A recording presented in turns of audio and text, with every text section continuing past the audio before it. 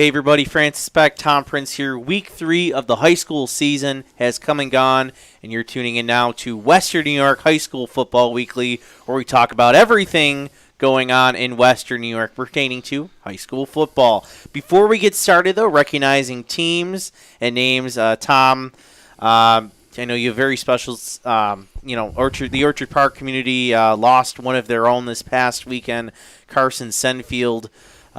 A recent graduate of Orchard Park High School passed away. Tom, I know you have a few thoughts to share. Yeah, this kid is Carson was an amazing young man. He is somebody that could make everybody laugh around him, could make everybody smile, really is somebody that when he walked into a room, everybody wanted to be around. It really did. And I've watched, and that includes my own kids, right, that really always wanted to be around him. He was just so fun, full of life, and this really is sad. And I really want to give my condolences, of course, to the family. This family, the Senfield family, is an absolute amazing family. They really are. What they've given back to the community, given back to youth sports, is absolutely amazing. The amount of time that I've seen Darren Senfield put in to give back to coaching, to give back to the community, give back to his family out there, it really is. It's second to none, the amount of hours, thankless hours, that I know that family has put in and given their time. Take a look at my Twitter page. I've actually put a GoFundMe out there, and if you can help in any way, I'm sure it would help this family out tremendously. This is such a sad loss, and I just want to say how sorry I am. And as a community, we always talk about us. We're the city of good neighbors. And I'm asking for us to be the good neighbors because this family really, really deserves it. And this kid is absolutely amazing and just deserves to really hear it from us. On that note, we'll transition a little bit. You mentioned family. Joe Licata is very close to his family, as we know, including that at Will South, and he is celebrating his first victory this week, a kind of a thriller. 40 to 36 win over Amherst in the Battle of Main Street. I like that, Battle of Main Street. You never heard that before? Yeah, but I still like it. You know what I mean? Although I'm sure Bennett and Clarence might have a little thing to say about it. There you go. I like that, though.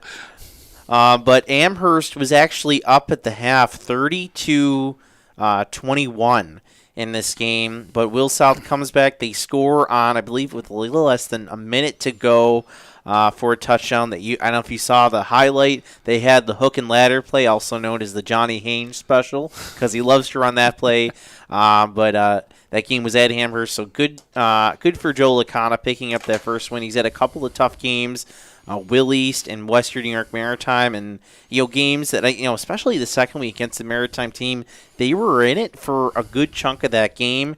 But this week he's able to put it together against an Amherst team, which has shown they're not what they've been in the past few years. They put up a win in that first week against Starpoint, so good for Joe Licata getting that first win. That is one of our top games of Week 3. Tom, what's our second game? One comment on that one, too. You got to give Joe credit. They're obviously fighting for him. When you're 0-2 and you're down at halftime, that is tough to get a team up and ready to go, right? He's done it, and this team believes. And I'm going to tell you, we saw it early on. We talked about this team's going to get better and better as the season goes on, and this is a testament to it.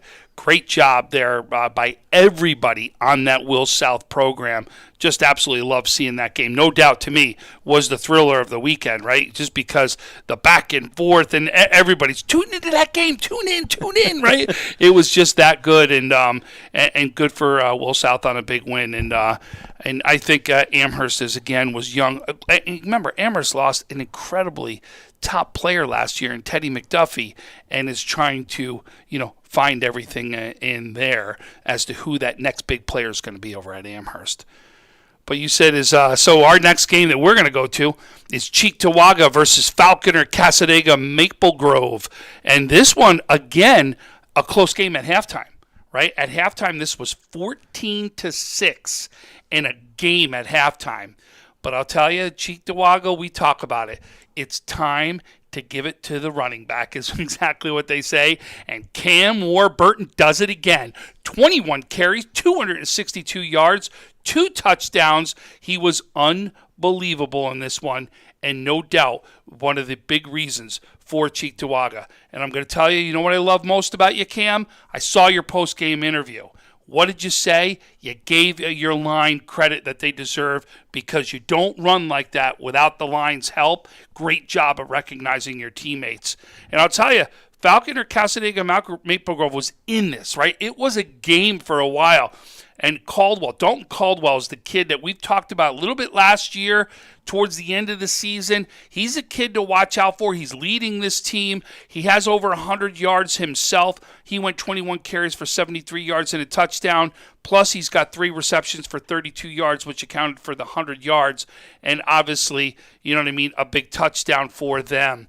But I'll tell you, we're going to hear more from this Falconer, Cassadaga Maple Grove team, no doubt. But a big win for Cheektowaga. It really is. And it keeps them right in the mix of this thing. Because remember, they did have a week 1 loss. Now gives them the winning record. And we'll talk about the other big game that also was in this division in a little bit. But Cheektowaga and Warburton, great job. All right, our other game is from that B1 division. It was Pioneer in a battle of the unbeatens, shutting out the West East Trojans 28-0. This is pretty much a ground attack for these two guys. Gavin Schwab, the quarterback, only 1 of 7, but his one pass went for a 65-yard touchdown. Leading the way on the ground were Dalton Gibbo, who had 55 yards, and Kyle Stover, who had 7 carries for 37 yards and a touchdown. Leading the way on defense, though, it was Stover with 10 tackles. Gibbo, he had 7 tackles, a fumble recovery, and then Nate Bull led the way with 19 tackles. So a very ground and pound affair. We had that on our air Friday night, so you can go back and rewatch that one. Certainly a good win for Pioneer. They were up 13-0 at the end of 3 quarters, and then put up 2 more scores to put it away. Do you now put Pioneer as the team to beat in that division? I think Iroquois is the team to beat. Okay. I think. And again, I'm not saying they're not, right?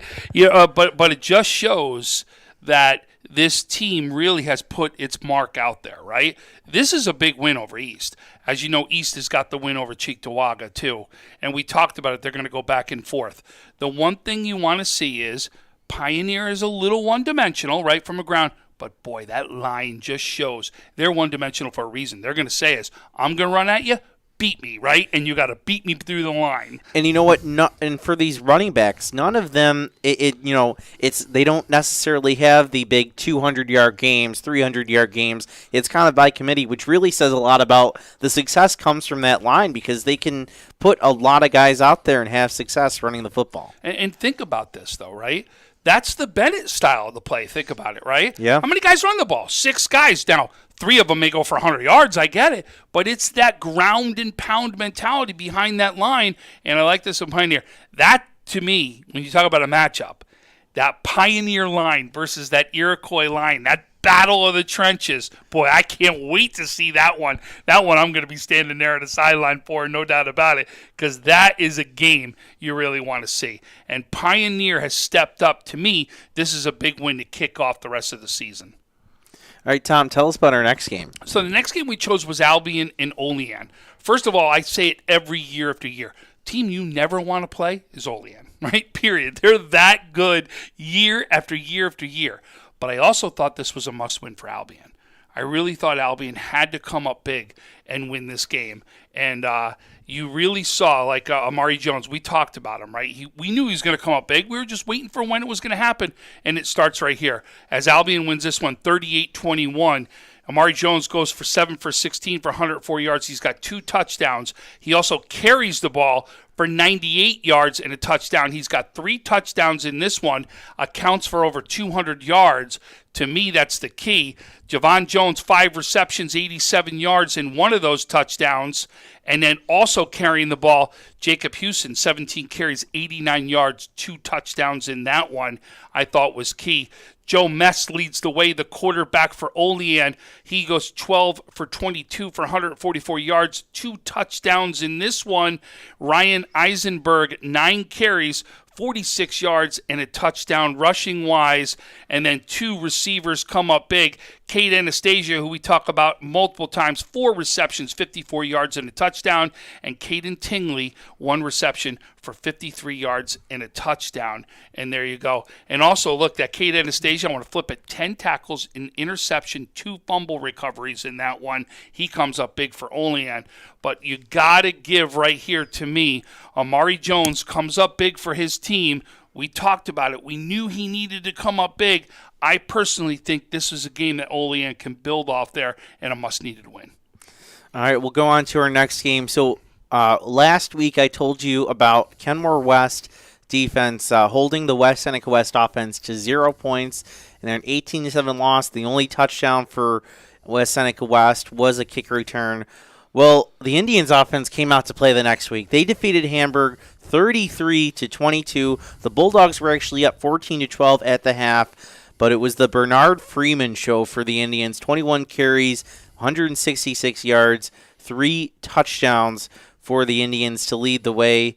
West Seneca West put up a 14-0 third quarter, and that kind of carried them. Hamburg was trying to get in at the end. We kind of saw it on the Friday night final drive, but really just as that fourth quarter hit, they just had trouble. The West offense was just running the ball, taking time off the clock, and we know this Hamburg team loves to do that, and that hurts them as you get late if you can do that against them. But Bernard Freeman led the way with 3 touchdowns on the ground. Quarterback Caden Stupek, 6 for 12, 125, a touchdown. Ray Kozwenski, 4 receptions, 116 yards.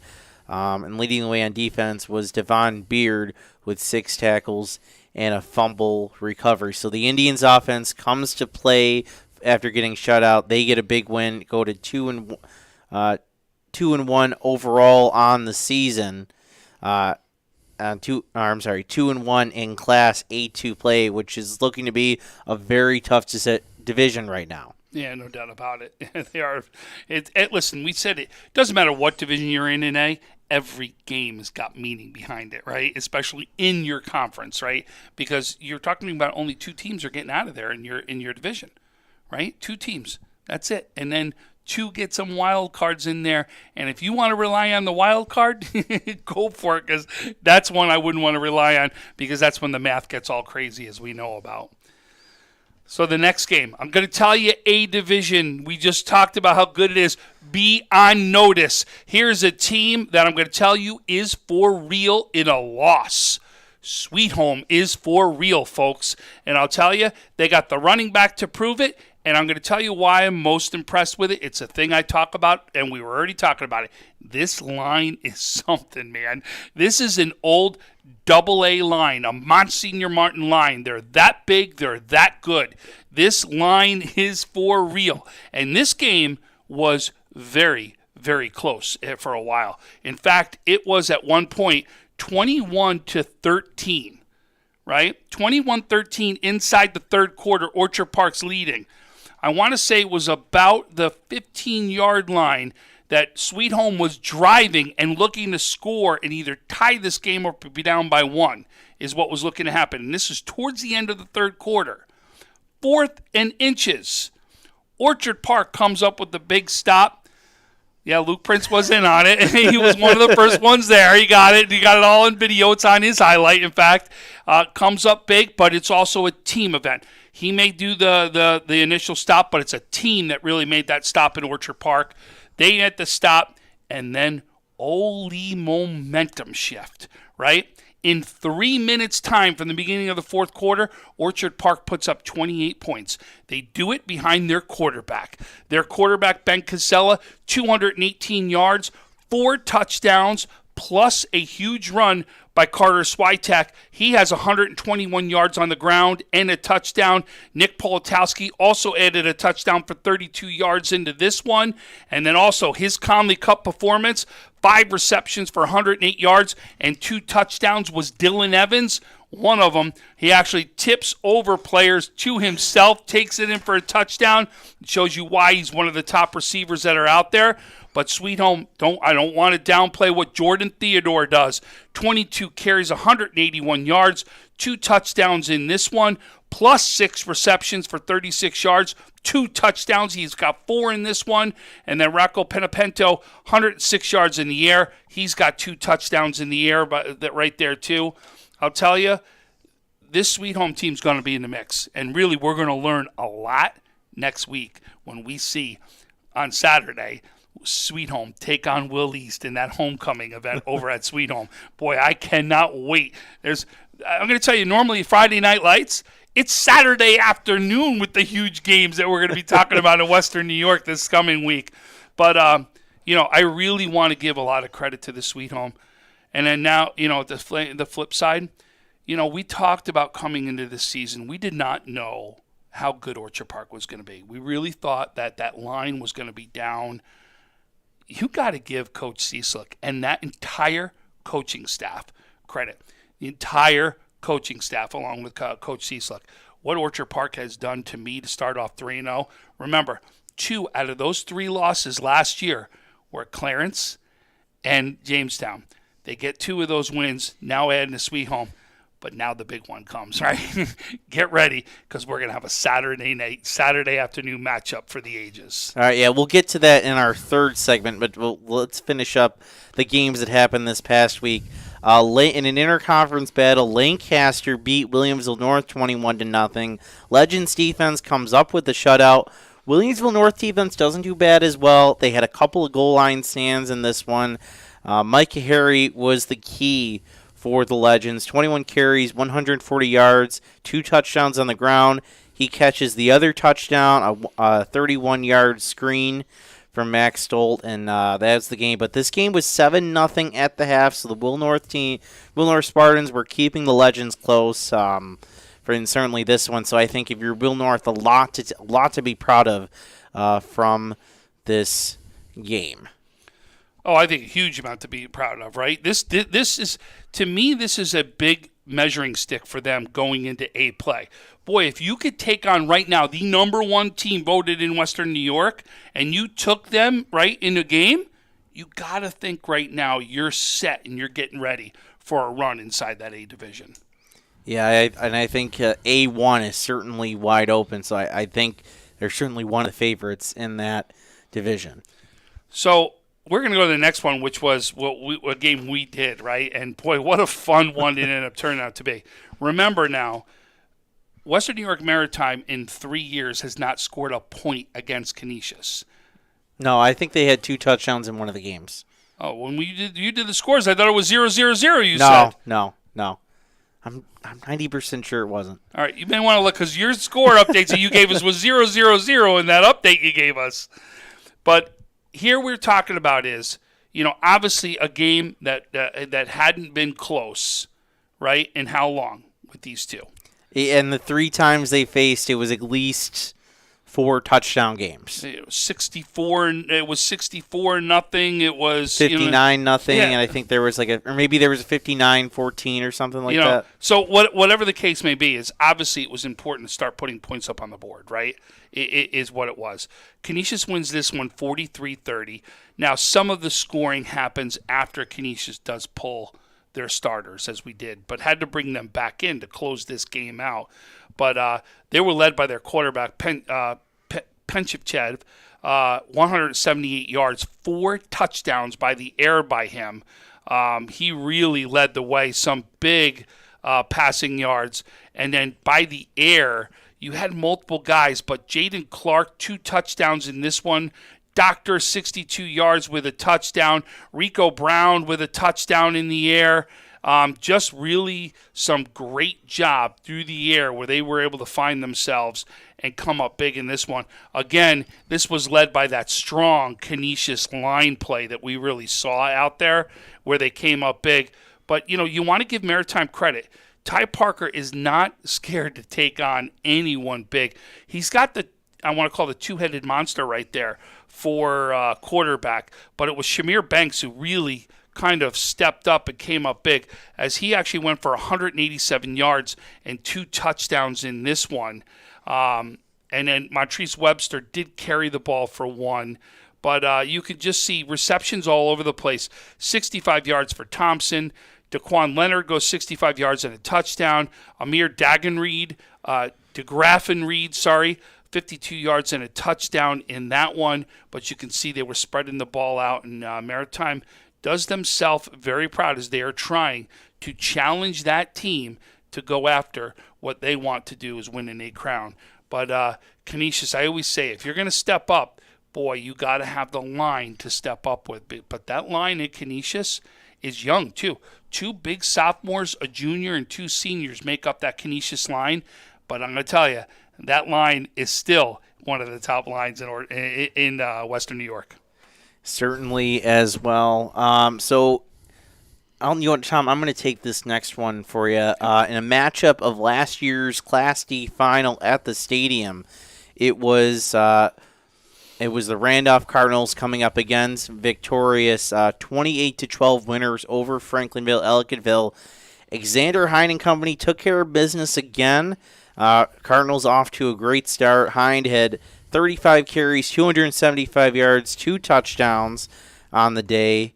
And then, of course, and then also he got helped with Peyton Slade, 8 carries, 28 yards. This Randolph team was out to a 21-6 lead at the half. Really didn't look back in the second half. So the Cardinals take care of business, and right now you can. I think that was a statement game right there, because we know Franklinville-Ellicottville is a very good team.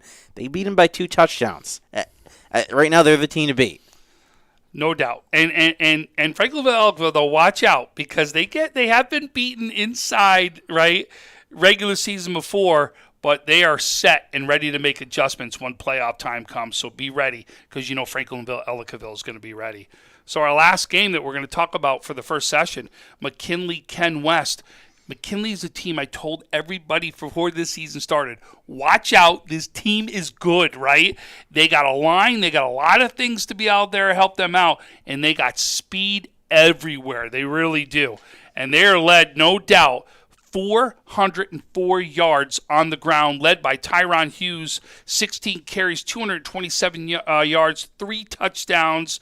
Azari Adugagne, 4 carries, 88 yards, and a touchdown. Remember, he will also play quarterback for them, too. Can play both positions out there. Plus, he's a receiver. 3 receptions. He goes out for 101 yards and a touchdown. So he accounts for 189 yards himself. Plus, we talked about the Hughes. Ligon's at quarterback, 201 yards for a touchdown. I mean, just unbelievable what this team can do for the speed that's out there.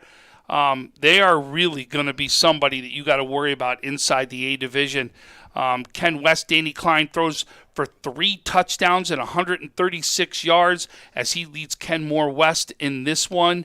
By the ground, he also runs for 80 yards, so he accounts for 210 or 216 yards of offense himself. Mashawn Porter runs for 45 yards and a touchdown. And then you got Jackson Amon, 2 receptions for 45 yards. Jermaine Atkins, 2 receptions, 31 yards and a touchdown. Mashawn Porter adds a touchdown, and Reed Lesmeister also adds a touchdown with a catch right there. And there's everything from Ken West. But I'll tell you, folks, do not sleep on McKinley. They're going to be in this mix. And you know what? And I think they kind of showed it another way. They were down 21-6 at the half and came back to win this one. So it shows they put anybody on notice who they're facing in the future. Just because you're leading on us doesn't mean you have our number. They came back in a big way, and I think that says a lot about the character of this McKinley team and what Coach Brian Davis is putting together there. I mean, think about it. McKinley and Will South both showed it, right? Those were the 2 games where we saw big comebacks come. Do not give up, folks. That's why you play 4 quarters. All right, on that note, we'll take a short break. When we come back, we'll talk about Connolly Cup Trench Trophy and some of the top performers from Week 3. You're watching Western New York High School Football Weekly on WNY Athletics. Our homes have become offices, gyms, schools, and playgrounds. And at Western New York Immediate Care, we know you may need us now more than ever. Whether you've suffered a minor injury or just aren't feeling well, Western New York Immediate Care physicians are trained to diagnose and treat most non-life-threatening injuries and illnesses. With 5 convenient locations open 7 days a week, help is never far away. Life has changed, but Western New York Immediate Care is still here for you. I love being home. There's nothing better than owning the perfect house to come home to. You've earned it, and we'll make it happen. Our local real estate experts and in-house team of financial professionals make buying or selling your home simple. Howard Hanna. Home happens here. I love being home. Welcome back to Western New York High School Football Weekly. Francis Beck, Tom Prince here, and we'll get started with some of the top players of the week.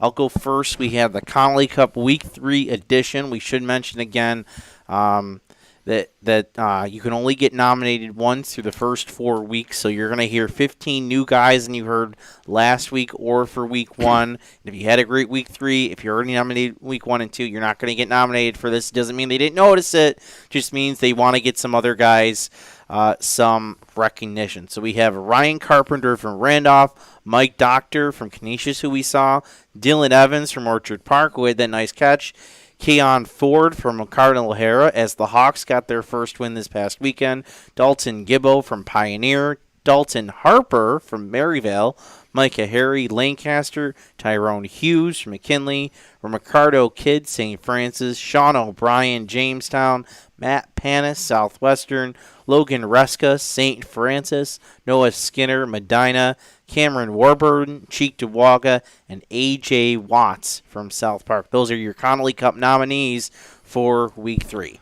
Your Trench Trophy nominees goes as follows: Jamel Bishop from Cheektowaga, Tommy Carlson from Lancaster, Braden Donnelly from Iroquois, Chris Johnson from Medina, Colin Smith from Canisius, Nick Walden from Depew, and Nate Wiley from Maryville. And those are your Trench Trophy. Remember, the Trench Trophy is a senior award, so only seniors can be nominated for the Trench Trophy out there. You'll only get one nomination, as you can only get nominated once the entire season, until the end of the season when they're looking to bring on their top 10 players that they feel represent Western New York. All right, now we'll talk about some of the top performances of this week. We'll start with everybody 250 rushing yards in overtime. Is that what we? No, 150 or 150 or 3 touchdowns. Or 3 touchdowns. So We'll start with the section's leading rusher, Xander Hine. We mentioned in the first segment he had 275 yards in their 28-12 win over Franklinville-Elginville. Certainly no slouch. Actually, it was a pretty good performance there over Franklinville-Elginville to lead Randolph in that victory. We've talked about him. I've already discussed him. Cameron Warburton comes up 262 yards on 21 carries. 53 yard is his longest, 2 touchdowns. Listen to this, averaging 12.2 yards a carry through the first 3 weeks. Warburton is for real, folks. All right, I'll give you that. You give me 12.5 a carry. I'll give you 12.8 a carry for Tyrone Hughes. He had 227 yards, a season high against Kenmore West in that come-from-behind victory against the Blue Devils. That's Tyrone Hughes, only a sophomore, by the way, from McKinley. He didn't do much. I don't think he was out on defense, but certainly I think they're trying to save him up for the offense. Yeah, you wonder why, right? So our next one comes from Kenmore East. Owen Davidson, 218 yards in this one against South Park. He runs for a touchdown, and just a great, as you saw, South Park, a huge victory in this one as they won 56-24, but give the running back right here credit as they were able to still put some points up on the board. 24 points against a very good South Park team. I will mention, as a Ken East grad, I was pleasantly surprised at the effort that the Bulldogs put out there, and it gives me a lot of hope for the future. Our next running back is from Medina, Noah Skinner, 192 yards, 4 touchdowns in their victory over Cleveland Hill on Friday night. He now has 520 yards on the year. Tell you, it's the kid I'm telling you. He's my workhorse. I love talking about this kid. Skinner's the man, I'm telling you. Everybody, I talk about him all the time, and he comes up big again. He's the kid that's taken over there at Medina. Next one we're going to talk about is from Amherst. Caleb Nichols runs for 191 yards against Will South, has 3 touchdowns, also has a reception for 20 yards and a touchdown in that shootout against Will South. And there you go, another big running back for Amherst.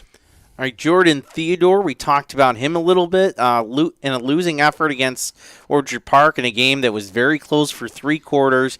He had 181 yards on the ground, 2 touchdowns. He also caught He's also made 6 catches for 36 yards and had 2 touchdowns. So Jordan Theodore, he was our freak of the week, I believe, in week 2. So he had another strong outing for the Panthers this past week. Next, we're going to go down south to Jamestown as Radon Wright, 179 yards rushing. He rushes for a touchdown, and really just that rushing attack, and you saw, went up big early against Lockport, led by their running back, Radon Wright, and, of course, their quarterback, which we'll be talking about shortly, too.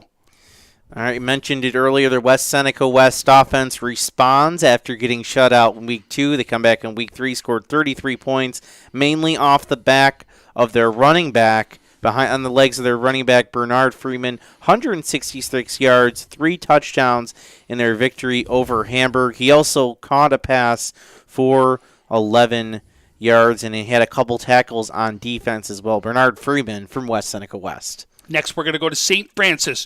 Ricardo Kidd has a big game again, 161 yards and 2 touchdowns as they have a big win in Rochester. All right, next we're going to go down to Dunkirk, where Quantier Nealard had a great outing as the senior for Dunkirk in a losing effort to East Aurora Holland. He ran for 152 yards and 1 touchdown in the loss to East Aurora Holland. He also had 2 catches in that game, and on defense he made 5 tackles.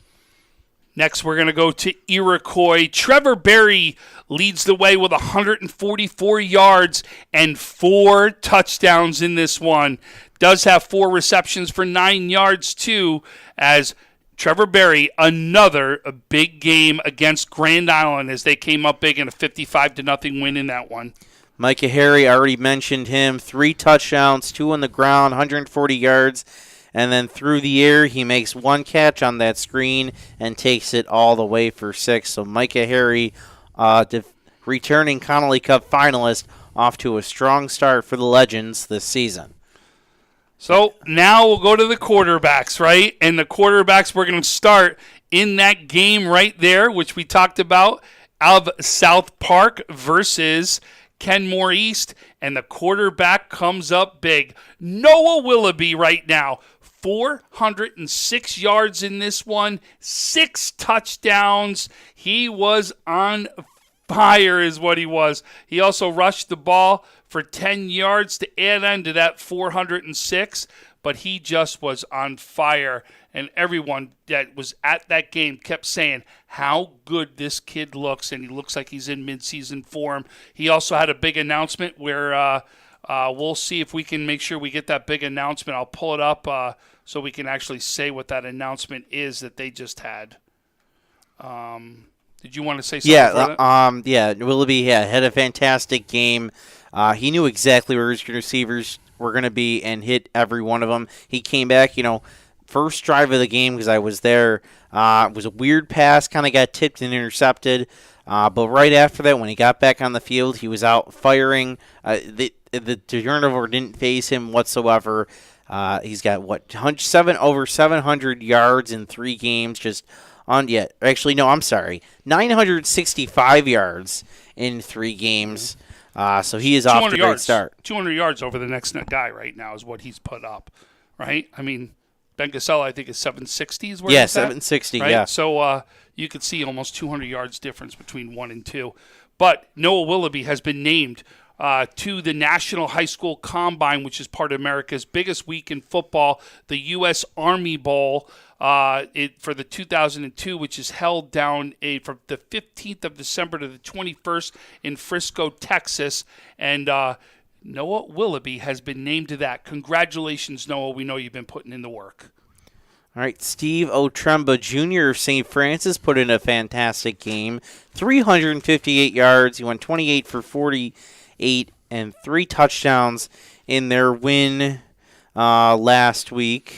In their win this past week, I'm trying to see. It broke down 247 by passing, 55 by rushing. He had 3 TDs by the air, 1 by the rush. So 4 total touchdowns that Otremba Jr. comes up with. Forgive me as I'm trying to pick out. Oh, their opponent was Rush Henrietta out of Rochester. Yep. So our next one will bring us to. Sorry, my computer was a little bit slow there.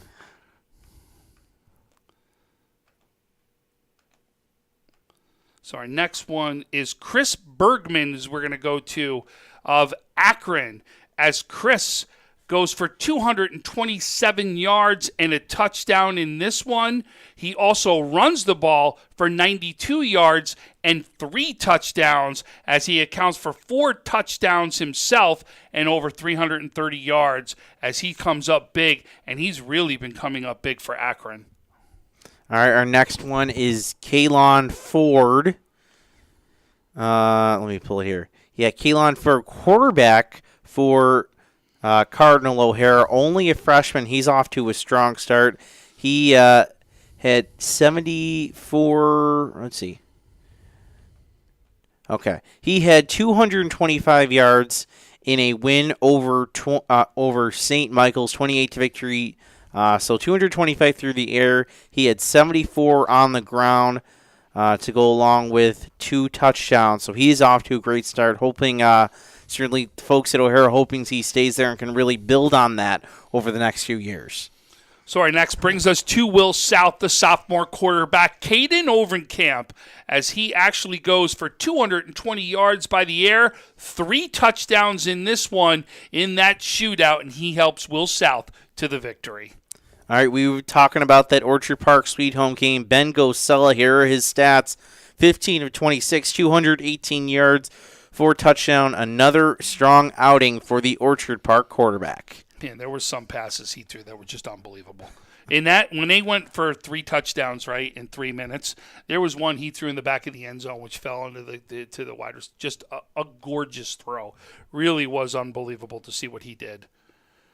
So our next player actually is Brendan Legans from McKinley. We've already talked about McKinley right there, as he goes for 201 yards by the air for a touchdown and then runs the ball for 84 yards on the ground and comes up big in the victory for McKinley. Ethan Fry, we had Fredonia on WNY Athletics over the weekend. They had a 21-6 win over Tonawanda, and Fry really showed 21 of 34, 191 yards, and 3 touchdowns for Fry for Fredonia. Really stepping in well for Nick Whitfield, who graduated from last year's finalist team that made it to the stadium. Our next one goes to Canisius, as the quarterback, Penvuchev, comes up big with 178 yards and 4 touchdowns in the victory there for Canisius over Western New York Maritime. All right, our next one is Sean Sansone from Williamsville East. Here he is. He has 426 yards on the year, and a win over North Tonawanda. He had 171 yards, only threw the ball 8 times, but he had 6 touchdowns. It's pretty good numbers. Throwing the ball 8 times, only 1 incompletion, 6 touchdowns.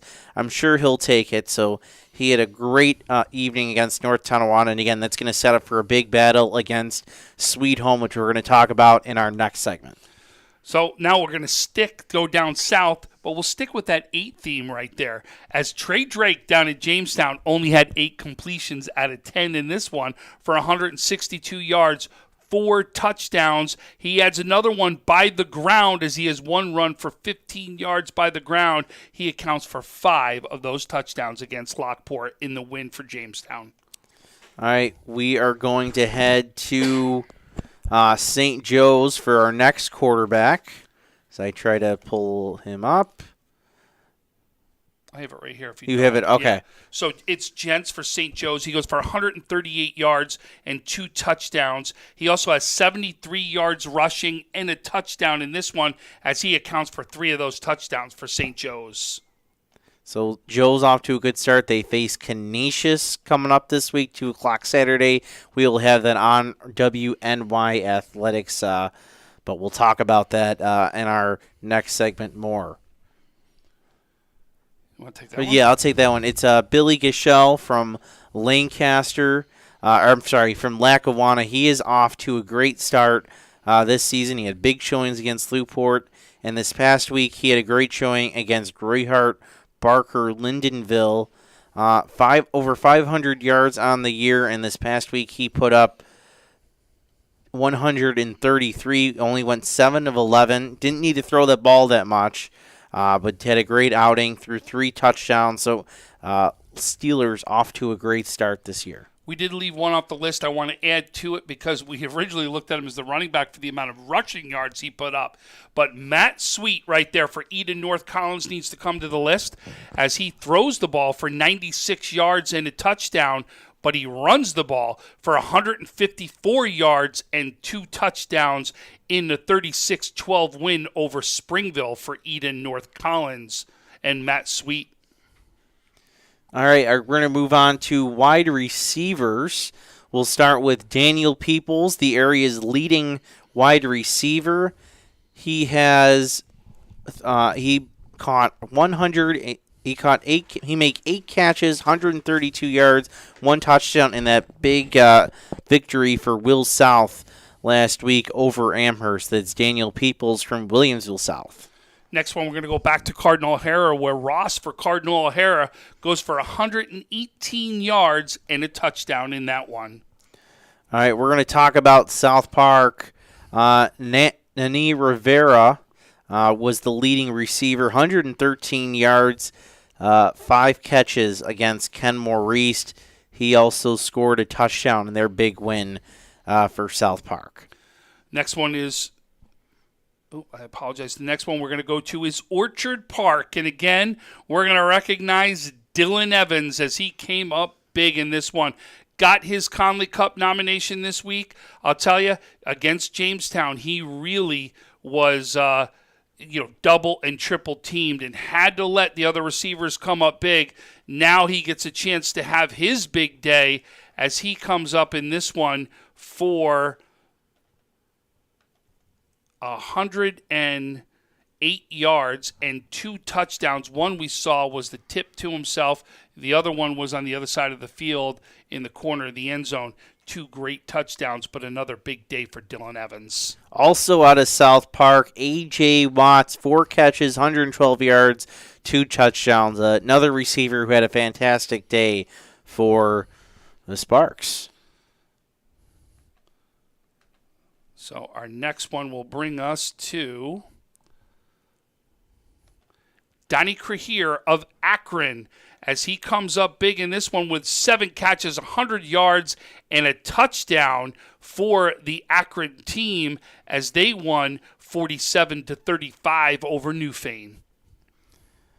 All right, it's Reska had 118. Logan Reska had 100 yards and a touchdown for St. Francis in their win over Rush Henrietta this past week. So we're going to go back to Iroquois as we know the wide receiver Nate McGoldrick right there had 6 receptions for 97 yards and a touchdown in their win over Grand Island. All right. I think we're talking a little too faster than our computers can move. We're going back another wide receiver from South Park. It's Giovanni Pagan. He has 249 receiving yards on the year after a 94-yard effort and a 1-touchdown effort against Kenmore East. So our next one is going to go to Eden North Collins as Tayson Slating comes up big in this one against Springville. He's got 5 catches for 96 yards and a touchdown. All right, and our final one comes from Williamsville East. It is Dorian Faison Jr. He had, 100 yards? No, I'm sorry. He had 74 yards. 74 yards, 3 catches, all of them touchdowns. And then on defense, he made 12 tackles and 2 sacks. Not a bad day. No, and listen, he also could go play basketball too, right? He's just as good on the basketball court. This kid's an athlete, I'll tell you that. All right, that will do it for our top performers from week 2. Coming up next, we'll preview some of the games coming up this week, as well as to award our Freak of the Week for Week 3. You're watching a Western New York High School Football Weekly on WNY Athletics. Sometimes it just isn't your day. We all need a little help from time to time. That's why we're committed to providing safe, quick, and cost-effective care. And we keep it simple. Just walk in. We're here for you. Learn more today.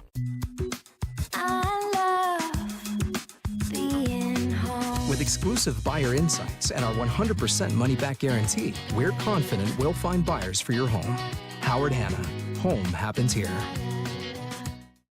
Logistics Plus is a global transportation provider headquartered in Erie, PA, with locations worldwide, including right here in Western New York. Logistics Plus is consistently recognized as a fast-growing transportation and logistics company, great supply chain partner, top freight broker, leading project cargo manager, and a great place to work. With a strong passion for excellence, our 500-plus employees put the plus in logistics. Call our Buffalo office today for an efficient, personal approach for all of your transportation needs. Do you insure a lot of businesses? Yes, we do. How about restaurants? We got a bunch. Do you cover property damage? Yes, we do. How about my equipment? Covered. How about sewer backup? We got it. What if my cook gets hurt? They're covered. Foodborne illnesses? Covered. What if my party tent goes down? Covered under property damage. And you say this is all under one policy? One policy. When do I pay? Once a month. Just one time? Just one. Is there anything you don't cover? What's your record for consecutive questions asked? 31. Tables.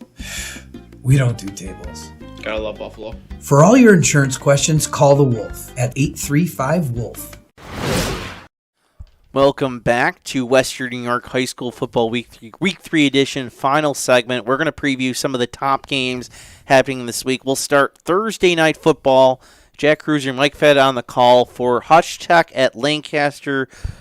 Engineers coming off that close loss to Starpoint last week, and they run into a Lancaster team, which we mentioned before, defense to just shut out Will North. Tom, what can we expect from this game? First of all, don't forget about that incredible sideline reporter that's going to be out there, Francis Beck. I'm going to tell you, as he's going to be killing it on the sidelines in that one. Listen, you're going to need to stop Micah Harry. Pretty much said, done, right? And be able to win the battle of the trenches led by Tommy Carlson down there. This defense is for real. There's a reason why there's been 2 zeros put up by this defense, right? They are that good, and you're going to need to figure out a way to score against them. You know, I know Hutch Tech hasn't gotten the wins under the belt they wanted to and have been in some really close games, but know that this will be probably their toughest test they've seen so far.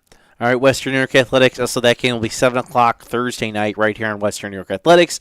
And then Friday night we're airing 2 games, Will North at Jamestown and then Cathedral Prep at St. Francis. So we know, so we'll start with that first game. Will North, Jamestown. We mentioned Will North, they kind of, I think you have to be impressed if you're Will North. That loss to Lancaster, only 21-0, a lot to take away from your defense.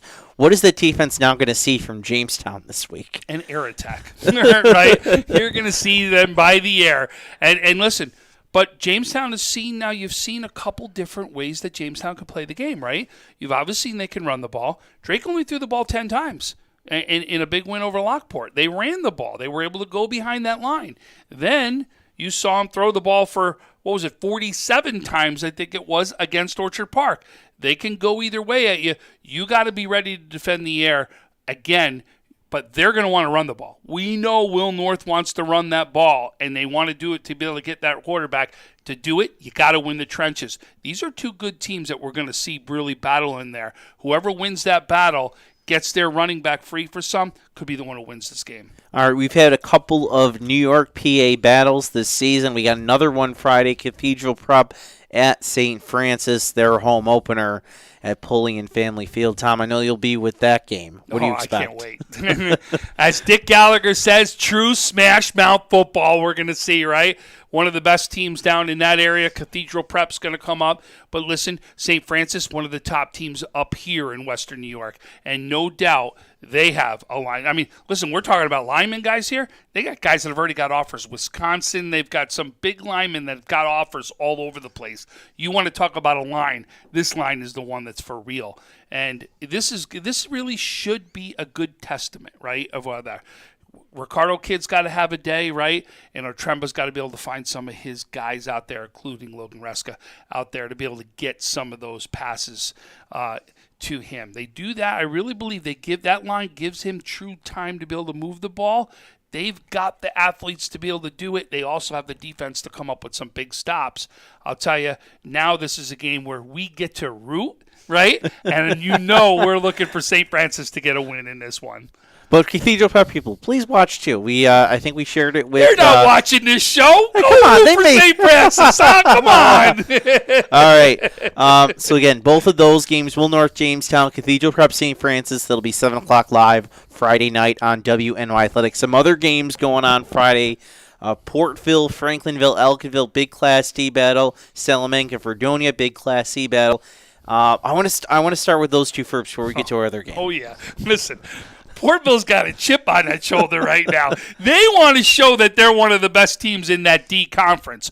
Well, to get that crown, you got to go through Franklinville, Ellicottville, who's had that crown for how long. Let's go out there and see it. This is going to be a fun one. Portville's got a rushing attack, right? They got it from multiple guys. Their quarterback can run the ball. They got two different running backs that can run the ball. They really can go out there and do it. And again, if you're going to run the ball as much as some of these teams do, it keeps going to you. Lions got to win it, right? We went and did the game where we actually got a chance to see Portville go against Frewsburg, and I'll tell you, they dominated the line in that one. The push, the lines, the way it opened up, the gaps that were holes that were opened up were unbelievable. This Portville team is 3-0 for a reason, right? But I'll tell you, now becomes the first real opportunity that you guys can prove why you deserve true bragging rights. And if you have a Franklinville, Ellicottville team, is certainly going to be not going to be happy after losing to Randolph last week. That should make a big tilt in Class D. And in Class C, it is going to be a battle of the unbeatens, Fredonia and Salamanca. This will be at the Orange Bowl. I think Frank Wolf wants to take a trip down there, but you got two very interesting styles. You have Salamanca, led by Jesse Stolman, that rushing attack, and then Fredonia, which can kind of do a little bit of everything. It really is. You know what I mean?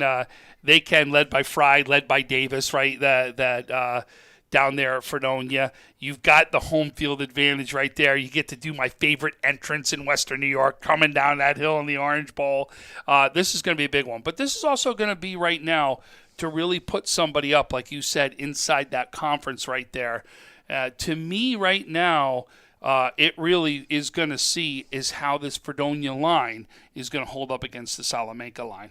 Remember the amount of returning players that came back for Salamanca and some of the top returning players that have come back for Fredonia. These two teams know each other and know each other well. And remember, when we went down and did that Fredonia game when they played in Salamanca right there. The one that had 89 penalties in there, and we were there till midnight watching the game, right? And of course, I'm teasing there a little bit, but Fredonia was just unbelievable in that one, led by their quarterback, right? So guess what? Fry's got to be electric in this one, right? Davis, you got to be electric in this one. And can Fredonia stop Stallman? That's the question, and that will be what we're going to sit and play that game and find out. All right, so the other game I kind of put up there on Friday, Frontier at Clarence. I'm looking at this A1 division. I know we're only getting to week 4, but you got to start thinking playoffs. And the way 8 is shaping up, I think you're talking about, you really want to get that 2 seed in the division. If you think Jamestown is as good as they are, this is a game both teams need to win if they really want to stay in the playoff race. Oh, no doubt. I mean, and you got to remember, you look in there, right? Will North has a win over Frontier, right? So you can't afford that second loss right now, knowing that you still got a Jamestown meeting out there. So no doubt this is a big game right here to make sure you don't fall to where every game's going to have meaning for you to win the rest of the way. All right, Saturday we're showing 3 games on our air. I want to start with the nightcap. Go a little backwards here. Olean, Falconer, Cassadaga Valley, Maple Grove. You did that to me on purpose. Well, I want to build up to these other 3 games, which are fantastic. But not Olean, Falconer, Cassadaga Valley, Maple Grove. Olean had the tough loss to Easter Holland last week, and then Falconer was, I believe, Olean lost to Akron. Albion. That's Sorry, right. Albion. And then Falconer, Cassadaga Valley, Maple Grove had that tough loss to Cheektowaga game. I think they were either leading or tied in at the half, so I think both teams will have a lot to prove in that one. Yeah, I agree. I think this is going to be a team that both teams don't want another loss under their belt right there. This becomes a good game, and I think this is going to be a great game to watch to see which team is going to be able to, fluff off that loss right there and be able to go in and do what they need to do. All right, so that game will be 7 o'clock right here in Western New York Athletics. And then, we have the 3 other games, and I'm not sure which order I want to do them in. Well, listen. Because they're all really good. And I agree. So let's start with the Canisius St. Joe's one, okay? We know that this is a rivalry for the ages, which is why it should be a good game. We've seen St. Joe's get off to a fast start. But we also saw the year that they had last year. So we're just trying to figure out, have we learned enough about St. Joe's? Have they made that turnaround that quick, that fast? That's what we're going to see, right? And that's the beauty of this one right there. Is St. Joe's ready to take on this Canisius team? And again, like I said, this Canisius team obviously can pass the ball. You already saw it, led by their Canadian quarterback right there.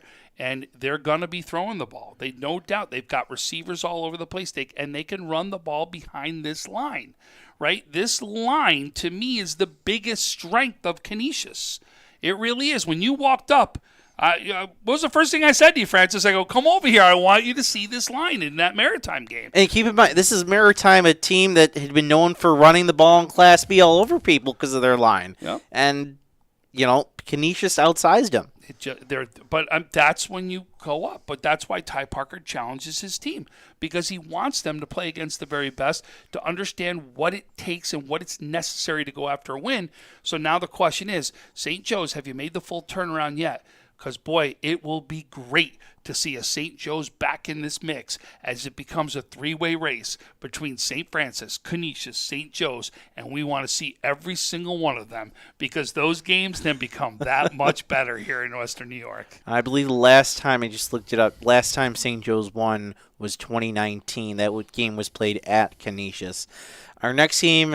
we did that game too, didn't we? Yeah, we did that. Yeah, I think that was on our air. Let's do Bennett OP. Let's do Bennett OP next. So Canisius Joe's, I should mention again, is on our air 2 o'clock on Western Athletics. Bennett OP won't be on air. We couldn't, fortunately, get a crew down there, but I know you'll be there, and that'll certainly be a fun game. And it's tough. Everybody knows the press box scenario, and Orchard Park's doing something about it, as we know a new press box will be going in. So hopefully we'll be able to do games down there in the future. But it's tough for us to get down there, especially it's Orchard Park's homecoming. For us to get a tent down there, a table down there, wires down through there, it'll be very difficult for us to be outside that box and do what we need to do to be able to broadcast that one. But this is going to be a good one. But listen, to me, and I've already said it, one of the top teams in Western New York, and I've even voted towards that way, is Bennett right here, right? And this team is for real. And I got a chance to call that game down in Pennsylvania. I know how good this team is and what they're capable of. They've got speed. They've got everything that they had last year and even a little bit more. So the question will be is, can that Orchard Park line hold up against this Canisius line, right? Rashad Perry's going to Syracuse for a reason, because he's that good, right? And now you're going to be able to see is, can Orchard Park give Casella enough time to do what they need to do by the air to make stuff happen? Can Orchard Park stop the rushing attack of Bennett. We already know what they can do. And they put 400 yards up against Clarence, remember, right? And they put an ungodly amount up by the air and by the ground against McDowell. This team's for real. I don't care about 1-2 record, folks. 1-2 record going to two places out of state means nothing to me, right? Well, actually, it should mean those are two pretty good losses to have. Well, but I'm telling you but people look at the record. They don't look. They look at it 1-2. What I'm saying to you is this team is way better than a 1-2 record. They went out against two of the top teams out of state to challenge this team to get them prepared for the run they want to do. Well, your run now begins Saturday against Orchard Park. And now you see what strength's going to win up, right? The line, the running of Bennett or the passing attack of Orchard Park. And that's what we're going to go ahead and see. And I know Bennett has to be in the drills. You know this better than I do, but they're, those Saturday afternoons, OP, when in previous years when we thought Bennett was the other team or ended up at the end of the year being the other team, OP's been able to sneak out a win in the regular season. But you don't think Bennett's going to be ready for this they one? better. I actually think that was their turning point of the program last year. Yeah, there was that loss. That was the only loss they had till they went on a state championship. Yeah. You know what I mean? And then they thumped Orchard Park in the Section 6 semifinal. Thumped wasn't the word. I'm trying to be nice here. And what did they do? They ran the ball up the gut, up the middle, and be able to do that, right? That was their key to success. All right, our next game, one we're very excited about. We're kind of dubbing it the Faller Bowl.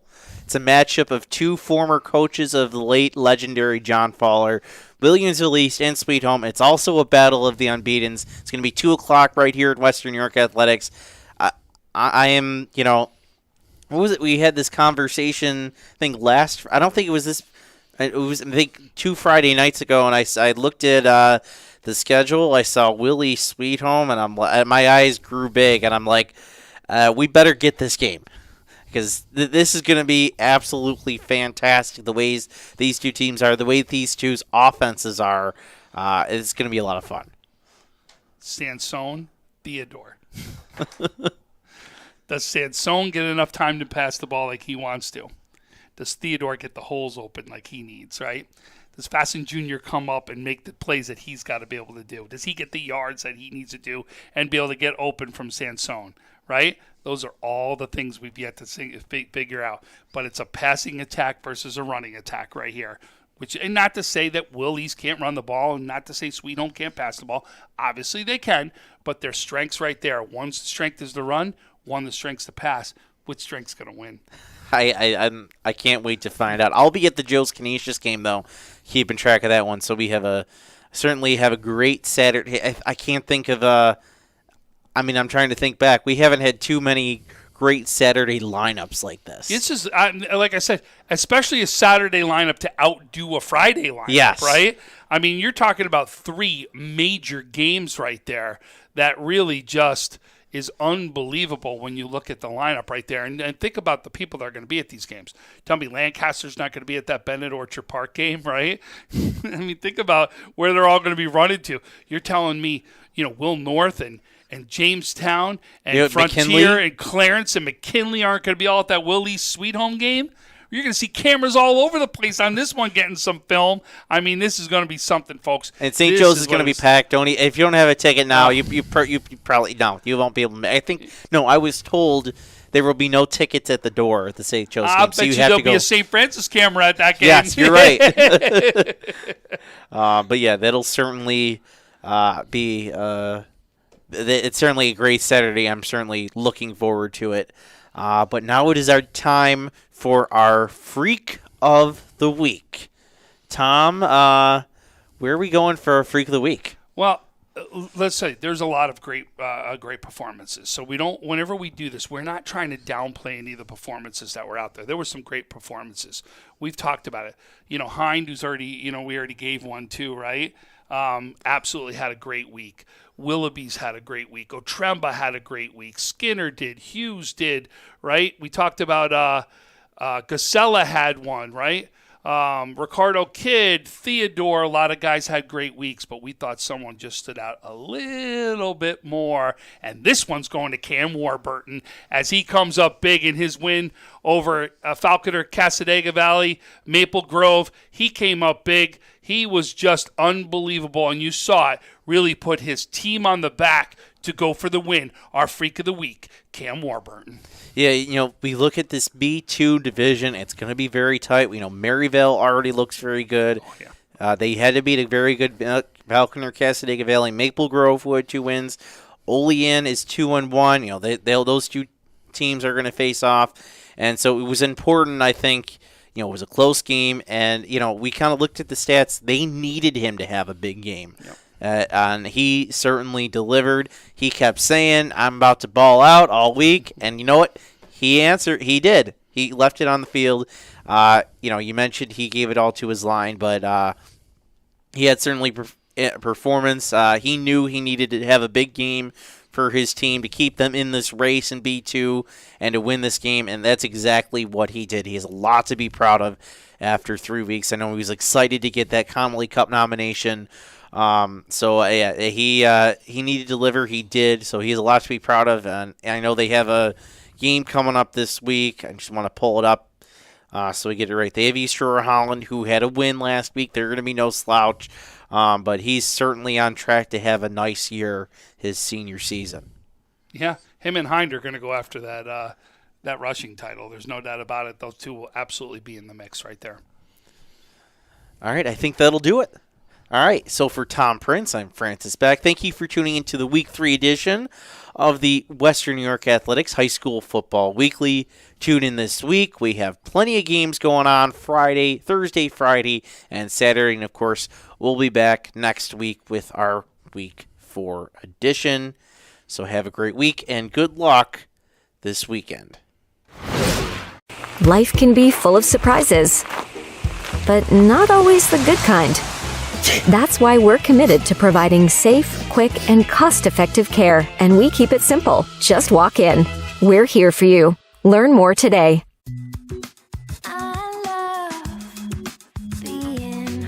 With exclusive buyer insights and our 100% money-back guarantee, we're confident we'll find buyers for your home. Howard Hanna. Home happens here.